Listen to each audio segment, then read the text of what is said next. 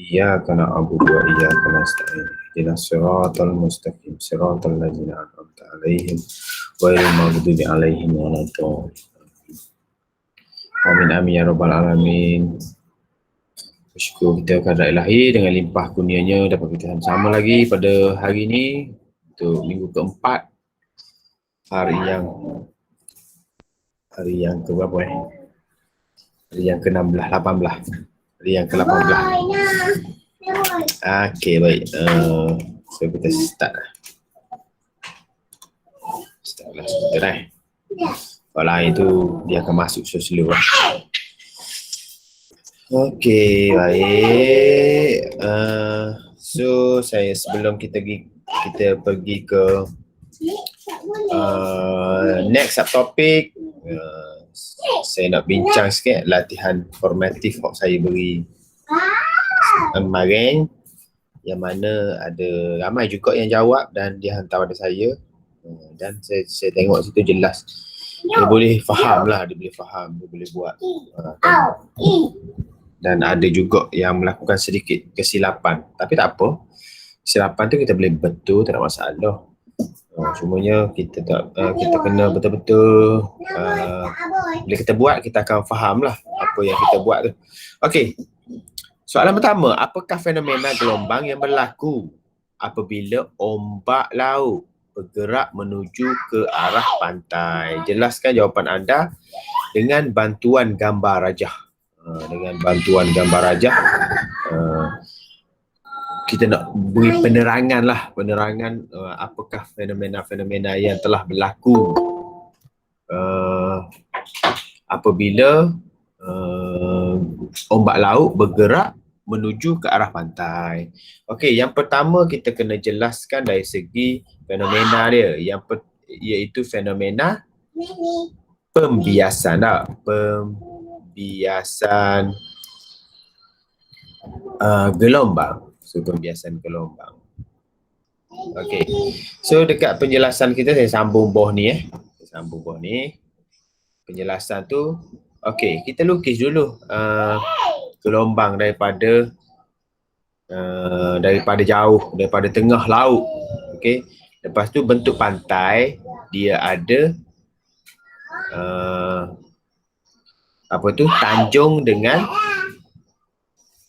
tanjung dengan teluk. Okey, ni kawasan tanjung. Sini kawasan teluk. Okey, teluk. Lepas tu pula gelombang ni dari jauh, saya lukis gelombang lah. Garis. Lukis comel-comel. Ambil ni gelombang. Bila dia duduk tengah laut, jarak dia lebih panjang berbanding dengan berhampiran dengan pantai. So dia panjang, tengok dia jauh tu. Okey. Gelombang tu daripada tengah laut sana Gelombang daripada tengah laut. So sini bila dia sampai ke bahagian tanjung, apa akan jadi pada gelombang tu? Dia akan lebih menumpu. Okey. Di mana sini gitu.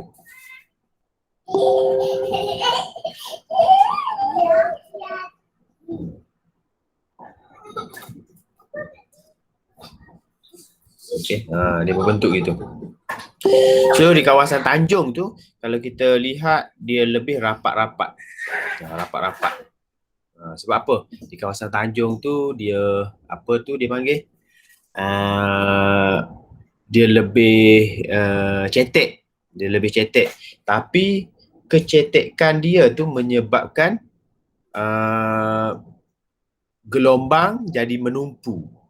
So gelombang yang terhasil dia lebih menumpu. Jadi apa akan jadi pada bila gelombang tu menumpu? Bila gelombang menumpu, dia akan menghasilkan amplitud yang lebih tinggi, tenaga yang lebih tinggi. Sebab tu kawasan tanjung, kalau kita perhatikan, biasanya tanjung ni, kawasan dia tu kawasan berbatu. So ombak situ lebih tinggi, dia akan menghempas. Berbanding dengan kawasan teluk, biasanya teluk ni kawasan berpasir, sesuai dijadikan sesuai dijadikan kawasan peranginan. Okey. Jadi penjelasan kita yang pertama kita dah lukis dari segi tenaga gelombang, tenaga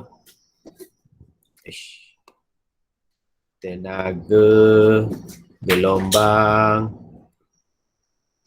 menumpu berbanding tenaga gelombang di teluk, tenaga mencapah. Okey. Jadi tenaga mencapah tu, bila tenaga tu mencapah, air dia lebih tenang lah, lebih tenang, lebih amplitude dia rendah. Okey, tenaga dia sikit. So dekat teluk tu sesuai kita nak buat jetty ke, kita nak buat kawasan perhotelan ke, kawasan rehat-rehat ke, sebab situ tenaga dia rendah, maka ombak yang sampai pun dengan amplitude yang tidak tinggi. Okey. So beginilah dia punya gambaran dia. Sini arah perambatan ombak daripada jauh, daripada tengah laut. Okey. Bila dia bergerak, dia sampai ke tanjung, dia akan menumpu, sampai ke teluk, dia akan mencapah. Jadi yang berlaku perubahan apabila berlaku fenomena macam ni, perubahan yang berlaku ialah yang pertama, arah perambatan gelombang berubah. Seperti yang saya kata tadi lah. Bila di tanjung dia menumpu, bila dekat teluk dia mencapah. So arah perambatan dia tu berubah, yang pertama. Yang kedua, frekuensi tidak berubah. Frekuensi tidak berubah.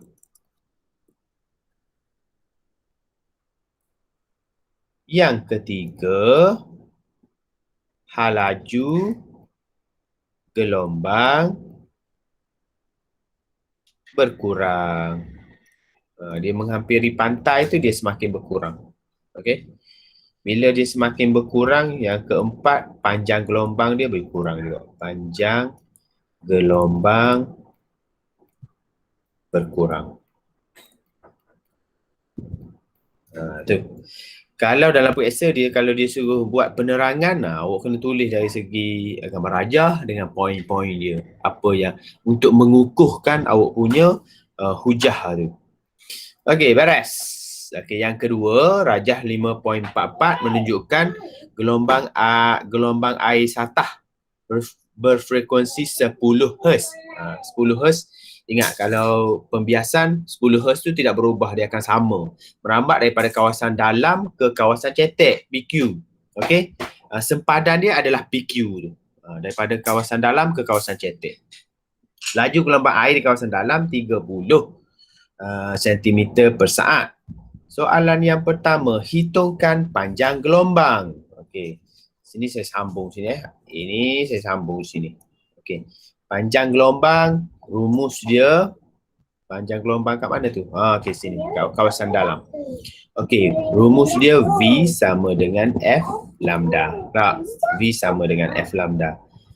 Jadi kalau dia nak panjang gelombang, lambda sama dengan V per F. Okey, V dia beri dah 30 cm. Bahagi dengan frekuensi dia 10. Maka panjang gelombang dia adalah 3 cm. Okey, so sini ni lambda sama dengan 3 cm. Hitungkan laju gelombang di kawasan cetek jika panjang gelombang di kawasan itu ialah 1.5. So dia tanya dekat kawasan cetek ni. Ini 1, sini 2 pula. Okey, V sama dengan F lambda. Rumus yang sama. Okey, frekuensi dia tidak berubah, kita ambil je balik. 10 darab dengan 1.5. Okey, 10 darab 1.5 iaitu 15 cm S negatif 1. So di kawasan cetek tu dia lebih perlahan daripada 30, dia bergerak sebanyak 15 cm per saat. Okey, dengan menggunakan anak panah, lukiskan arah perambatan gelombang dari kawasan cetek, seterusnya lakar muka gelombang. Okey, So awak kena conteng lah sini ni. Kena lukis. Jadi hak ni saya ambil letak sini. Okey, saya ambil kita buat lukisan. Okey. Yang pertama awak ada dah lukisan macam ni. So apa yang step sepatutnya awak kena buat? Okey. Dia ada dah, dia beri dah ni dia punya garis normal dia beri dah garis putus-putus ni. Cuma awak kena tahu bila dia bergerak dari kawasan dalam ke kawasan cetek, dia menghampiri ke menjauhi garis normal. Mendekati. Menghampiri. Okey, dia menghampiri. So sini awal-awal dia tak, dia pergi straight gitu. Straight sampai sini, sampai dekat kawasan ni sini. Dia terpaksa, dia dibias. Ke mana? Menghampiri. So awak kena buat menghampiri ya, biar nampak dia punya apa tu, pembengkokan tu. Okey, so pembengkokan dia tu menghampiri. Okey. Menghampiri sini lah. Okey, lukis je panjang mana pun tak kisah. Okey, jadi ni arah perambatan dia. Okey, dah menjawab soalan. Lepas tu dia suruh lukis pula muka gelombang. Okey, bila muka gelombang, awak kena lukis muka macam ni lah. Ni. Garis ni. Tu muka gelombang. So muka gelombang di kawasan cetek. Jadi kita ada dah arah perambatan. Kita boleh lukis lah. Ambil pembaris. Boleh letak sini. Pastikan dia 90 darjah ni. 90 darjah. Okey, 90 darjah situ. So lukislah. Satu. Ni pula. Pastikan 90 darjah. Kalau 90 buat 90 darjah, dia akan betul lah. Patutnya. Okey. Lagi. Sini pula. 90 darjah juga. Ni dia punya muka gelombang. Lagi sini. Dia seekor ayam. Tengok apa ni? Ayam kok. Dia berjalan jalan. Lambat sikit. Sebab. Dia Okey, situ. lembu sangat kuat. Ayam kecil lagi. Sini. Okey. Itu adalah gelombang selepas dia. Kalau perhatikan betul lah dia semakin rapat. Apa pula? Dia semakin rapat kawasan tu. So macam tu. Okey. Jadi kalau awak tengok lambda sini jauh kan. Sini. Mula. Lambda kawasan ni panjang. Selepas dia masuk kawasan cetek, dia akan jadi pendek. Tengok. Okey. Itulah cara kita nak lukis gambar rajah. Rajah apa ni, dia panggil lakarkan bentuk muka gelombang. Okey, dalam periksa macam ni, dapat banyak soalan dia akan tanya gini. Awak main luar boleh tak? Ni kejap. Ada gelah ni. Okey. Macam ni lah dia punya muka gelombang. So kalau awak dapat lukis, dapat ikut arahan dia, sekurang-kurangnya 3 markah awak akan dapat dalam periksa.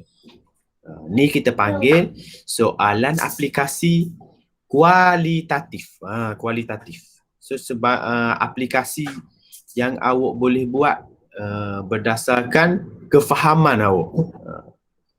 So bila awak dah faham boleh buat. So pastikan sini ni adalah 90 darjah.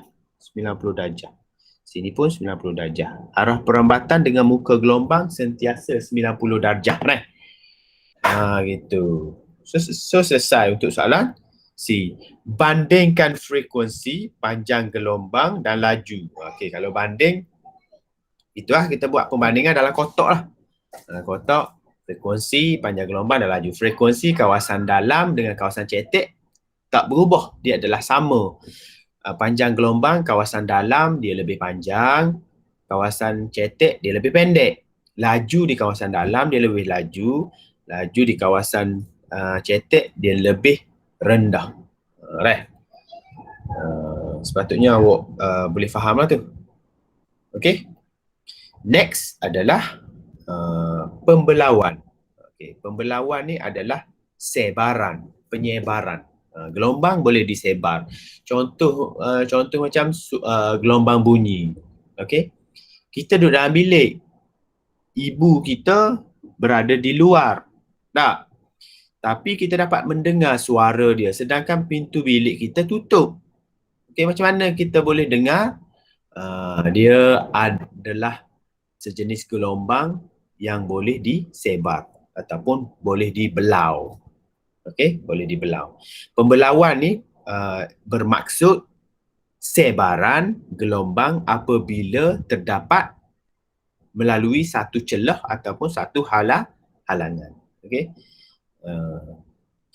Contoh, kalau dia buat macam ni, benteng di Marang. Ni di Marang, Terengganu. Di kawasan kita ada benteng dia buat. Dia buat ada celah sini. Tujuan celah ni adalah untuk bot nelayan boleh masuk, bot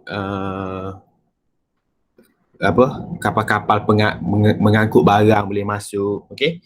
Jadi untuk apa dia nak buat ni? Untuk apa dia nak buat benteng ni?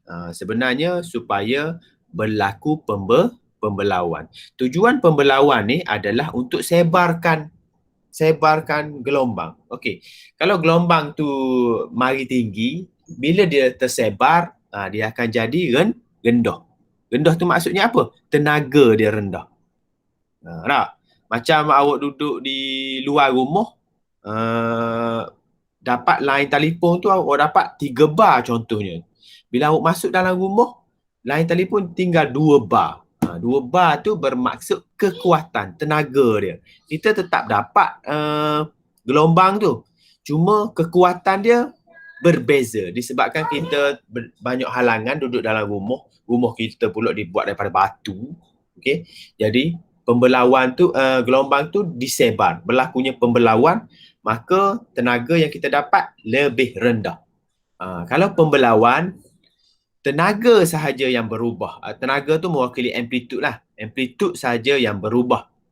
Yang lain tak berubah. Laju tak berubah, frekuensi tak berubah. Hal lain tak berubah. Yang berubah hanyalah amplitude sahaja. Sebab tu di kawasan JT, di kawasan di kawasan Muara, dia buat benteng supaya benteng tu dapat menyebarkan gelombang daripada tengah laut. So dia lebih selamat lah, air dia lebih tenang apa semua. Sebab gelombang tu tidak mempunyai tenaga yang lebih besar. Okey. Pembelauan gelombang boleh berlaku kepada gelombang air, cahaya dan bunyi. Okey. Kalau awak tengok lampu suluh tak? Lampu suluh tu muncung dia, muka depan dia tu kecil je. Tapi bila kita suluh dia tersebar. Dia jadi besar. Sebab apa? Cahaya pun boleh disebar. Bunyi pun sama. Okey, bunyi sama. Okey, kalau awak tengok Tarzan tak? Sebab apa dia nak panggil binatang dia letak tangan dia dekat mulut ni. Oh, dia panggil tu. Dia letak, kenapa dia tak payah letak tangan lah. Jerit gitu sudah. Tapi dia letak juga tangan dia. Oh, dia panggil. Apa tujuan dia? Tujuan dia adalah untuk menyebarkan bunyi suara dia tu supaya didengari oleh semua makhluk yang berada di hutan. Sebab tu kalau awak tengok pembesar suara, dia bentuk dia gini, dia dikembang gitu nak gitu. Apa tujuan dia? Selepas ni dia keluar daripada ni, dia akan tersebar. Luar besar gitu. So dia semakin tersebar. Untuk penyebaran dia. Okey? Boleh faham pembelauan tu adalah penyebaran. Jadi dari segi panjang gelombang tiada perubahan, frekuensi tiada perubahan, laju tiada perubahan. Amplitude saja yang berkurang. Okey? Arah perambatan arah perambatan tu dia akan meluas lah. Perambatannya meluas. Okey, muka gelombang tersebar. Okey, kalau perhatikan ni, apabila gelombang melalui satu celah, okey, gelombang tu mengalami pembelauan. Macam ni. Gelombang yang terbelau. Okey, sama juga dengan gelombang bunyi apabila ada bangunan, kita duduk sini, walaupun gelombang bunyi itu menghadap ke depan, kita dapat dengar lagi gelombang tu disebabkan oleh pembelauan. Okey. Ni kalau kita guna cahaya. Kalau kita guna cahaya, dia akan menghasilkan gelombang macam ni lah. Gelombang satu celah tu, kita akan nampak dia punya penyebaran tu. Okey, jadi faktor yang mempengaruhi pembelauan yang pertama, saiz celah. Saiz celah. Okey, katakanlah kalau saya ada dua benteng. Okay, dua benteng. Satu ni kecil je gelombang dia. Dia punya apa tu celah. Nah, satu lagi saya ada celah dia yang lebih besar. Celah dia yang lebih besar. Ni. Okey. Gelombang yang pertama. Sorry. Ni sambung gitu. Okey. Saya ada gelombang. Cara saya lukis cara.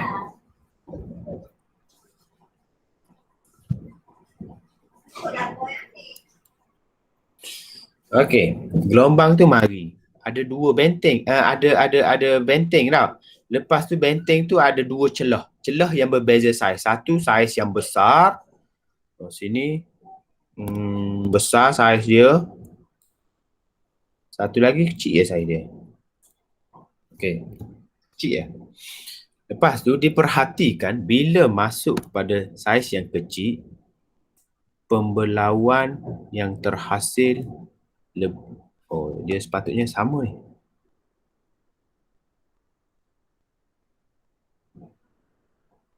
Dia jadi gitu. Yang kecil. Kalau yang besar ni pula, dia jadi pembelauan dia gitu je.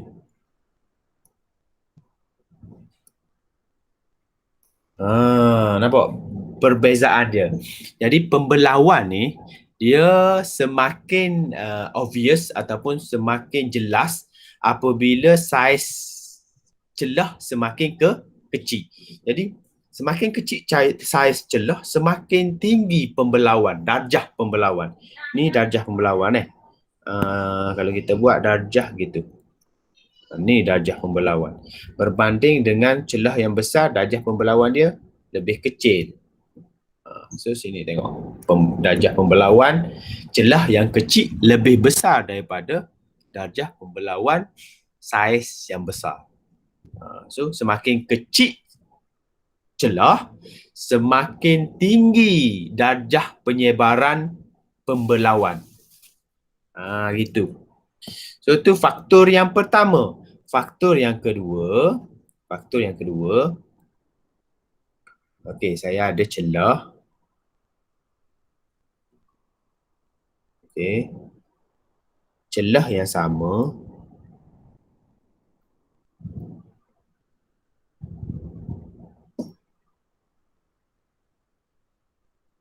Kejap saya lukis. Nak suruh comel kah? Yo, bodoh faham lagi. Okey.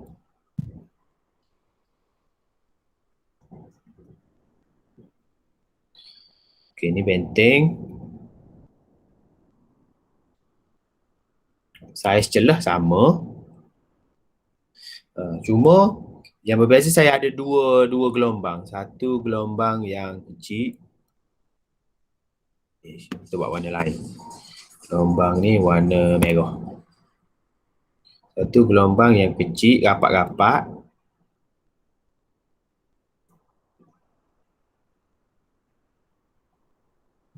Walaupun awak anggap dia sama. Saya tak ukur patutnya kena ukur. Patutnya dia kena sama lah. Okey, yang satu lagi ni gelombang dia jarak jauh-jauh ni. Gelombang panjang gelombang dia lebih besar.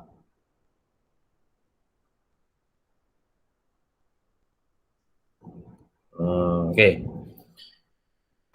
Dia bergerak mari sini, hak ni pun bergerak mari pergi ke arah kanan. Okey, diperhatikan selepas dia melalui celah tu. Okey, yang panjang gelombang yang kecil ni darjah pembelauan dia gitu ya?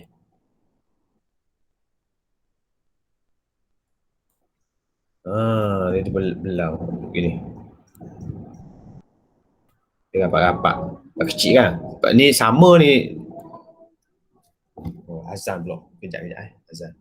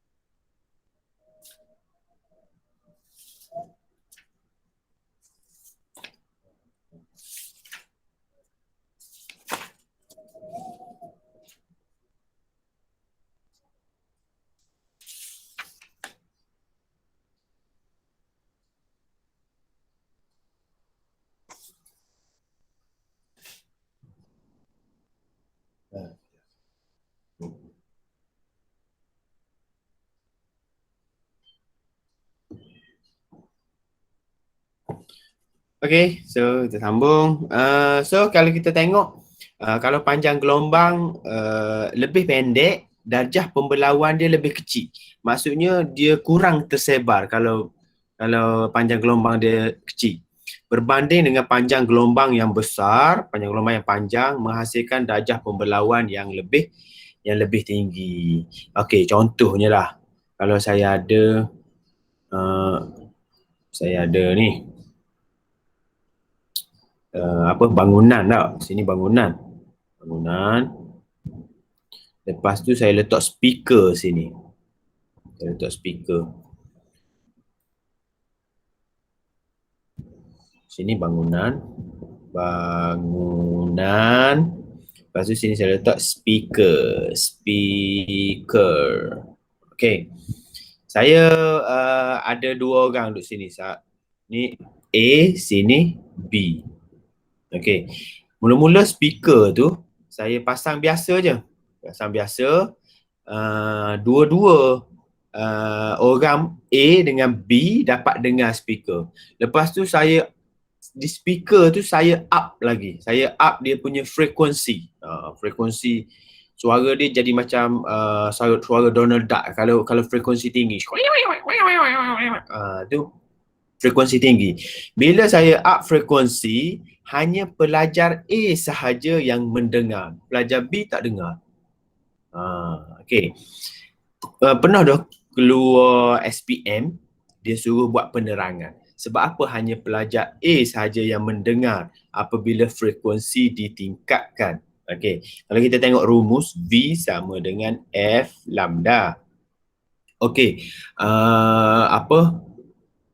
Gelombang bunyi ni, laju dia tidak akan berubah sekiranya dia bergerak dalam medium udara.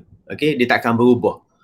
Okey, cuma kita boleh ubah frekuensi. So kalau kita tengok sini, V per dengan F sama dengan lambda. Kalau kita ubah frekuensi, panjang gelombang turut berubah. Kalau frekuensi tu kalau kita up, kita buat tinggi, panjang gelombang akan jadi rendah. Okey, frekuensi dia berkadar songsang kan. Okey, frekuensi tinggi, panjang gelombang rendah. Okey, kalau panjang gelombang rendah, kita refer ke tadi. Panjang gelombang yang kecil, darjah pembelauan dia kurang. Sebab tu kita kalau kita buka kalau kita buka tu hanya pelajar A saja yang mendengar. Sebab apa? Sebab frekuensi tinggi ni panjang gelombang dia pendek, maka darjah pembelauan dia rendah. Hanya A saja yang mendengar. Kalau kita buat biasa, frekuensi dia kita turunkan, frekuensi kita turun, lambda akan jadi panjang. Panjang gelombang dia akan bertambah. Jika panjang gelombang bertambah, maka darjah pembelauan dia lebih besar. So pelajar A dan pelajar B dapat mendengar dengan jelas. Tu beza dia. Okey. Tu kalau bunyi dia punya laju tetap, cuma yang berbeza adalah frekuensi dan lambda saja, panjang gelombang saja. Sorry. Okey. Kalau panjang gelombang, kalau saiz celah sama, panjang gelombang pula kita ambil kira. Kalau saiz celah berbeza, kita tengok saiz yang kecil tu akan menghasilkan darjah pembelauan yang lebih besar. Okey. Ini saiz yang sama menghasilkan darjah pembelauan yang lebih besar. Okey. So dia ada 2 faktor lah sini. Faktor yang pertama panjang gelombang, faktor yang kedua adalah saiz celah. Okey. Sini boleh baca lah. Okey. Pembelauan gelombang dalam kehidupan seharian kita. Okey, gelombang air, gelombang cahaya, gelombang bunyi. Okey, gelombang air tu sebab apa wujudnya benteng-benteng di kawasan muara. Tak? Tujuan dia adalah untuk mengurangkan amplitude supaya pada waktu musim tengkujuh, orang nak pergi ke laut, kalau dia parking boat pun di muara tu, amplitude dia tak tinggi. Sebab apa? Dah dihalang oleh benteng tu dan disebarkan melalui celah. Right. Okey. Jadi saiz dia tu kalau boleh kita nak semakin kecil lah. Sebab apa? Penyebaran dia lebih tinggi. Bila penyebaran lebih tinggi, dia punya amplitude pun semakin berkurang. Okey, kalau gelombang cahaya hologram yang dihasilkan kesan pembelauan cahaya. Tanda keselamatan. Kita tengok pada, kalau hak original dia ada hologram tak? Hologram. Kalau hak fake tu, macam di duit pun ada hologram juga. Sebagai tanda keselamatan. Gelombang bunyi, gelombang infrasonik yang dihasilkan oleh gajah mempunyai panjang gelombang yang panjang untuk memudahkan komunikasi antara gajah pada jarak yang jauh. Gajah ni dia frekuensi dia slow dia keluarkan bunyi. Frekuensi slow tapi boleh didengari dengan jarak yang jauh. Sebab apa? Sebab dia mengeluarkan infrasonik yang berfrekuensi rendah, menghasilkan panjang gelombang yang panjang dan dia boleh tersebar ke suatu jarak yang jauh. Tu dia memudahkan dia cakap antara dia lah, antara gajah-gajah. Kalau nak cari anak dia ke apa ke, mudah. Boleh So hari ni kesimpulan dia, pembelauan ni dia ada dua faktor. Yang pertama panjang gelombang, yang kedua saiz celah. Panjang gelombang semakin panjang, penyebaran semakin tinggi. Saiz celah semakin kecil, penyebaran semakin tinggi. Cuma kalau penyebaran tinggi ni, amplitude dia lah pula yang rendah. Dia bunyi dia tu kita dengar tapi lemah. Okey, kalau kita ada microwave, mikro dengan radio. Apa beza mikro dengan radio ni? Microwave, microwave frekuensi dia tinggi, F tinggi. Radio F rendah. Bila F rendah, bila F tinggi, lambda rendah. Bila F rendah, lambda dia tinggi. Lambda tinggi boleh menghasilkan pembelauan yang ketara. Pembelauan yang ketara. Sebab tu perhubungan banyak menggunakan gelombang radio. Contohnya telefon kita, semua guna gelombang radio. Sebab panjang gelombang dia tinggi, dia mudah dibelau. Kita duduk dalam rumah, kita dapat line, kita duduk bawah meja pun dapat line sebab dia mudah dibelau sebab panjang gelombang dia tinggi.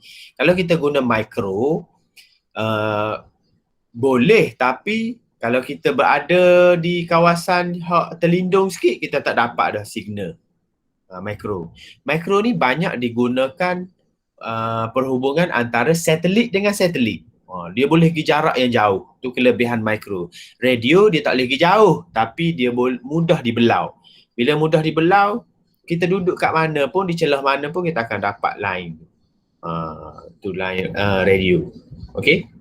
Tu kelebihan dan kekurangan yang ada antara micro dengan radio. Micro ni untuk perhubungan jarak yang jauh tapi dengan syarat tiada halangan. Radio pula dia boleh berkomunikasi dengan jarak yang dekat tapi menyeluruh. Kita duduk celah mana pun, duduk celah bukit ke, kita akan dapat line telefon. Contohnya gitu. Boleh beza itu adalah pembelauan gelombang. Kehadiran hari ni berapa? 27, tak nak 3, 24. 2 juga tak hadir. Sharing tu. 24, siapa tak hadir ni? Nik Zahidah seorang. Tak? Siapa lagi seorang? Biasa tak hadir siapa? Nik Zahidah. Iya ada ya hari ni? Tak ada. Iya tak ada? Iya dengan Nik Zahid. Iya ni berat lah. Dia semakin memprotes ni. Dia rasa dia tukar sekolah lah Iya. Tak sesuai lah duduk di kakak ni. Boleh faham untuk hari ni Boleh tak? Boleh. Alhamdulillah. So, latihan selama seminggu adalah pada muka surat 156. Buku ni, buku ni. Buku modul. 156, 157.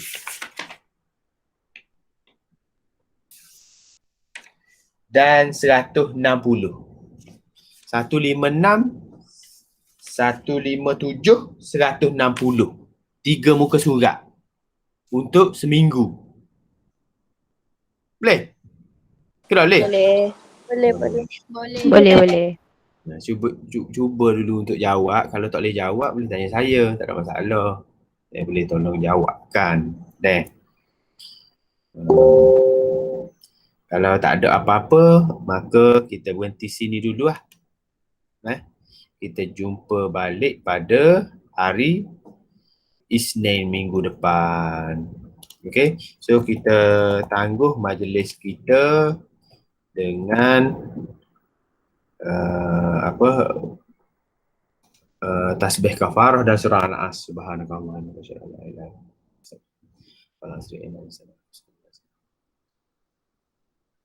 Terima kasih kerana hadir ke kelas pada hari ini ya.